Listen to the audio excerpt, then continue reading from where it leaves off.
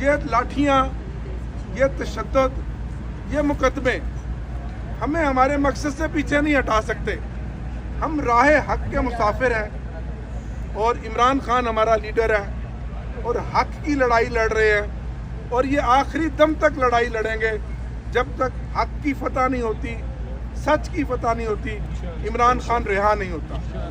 तो हम यहाँ बैठे हैं, धरना दे के बैठे हैं। ये पार्लिमान जो मेरे पीछे है, जो जाली पार्लिमान है, जो कहने को तो 24 करोड़ अवाम का मदावा है, लेकिन ये पार्लिमान आपने देखा रबड़ स्टैंप है।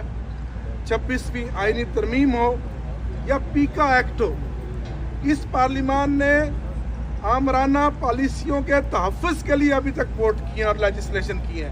ना अवाम की बात की है, ना इमरान खान की बात की है, और ये जाली असम्बली है।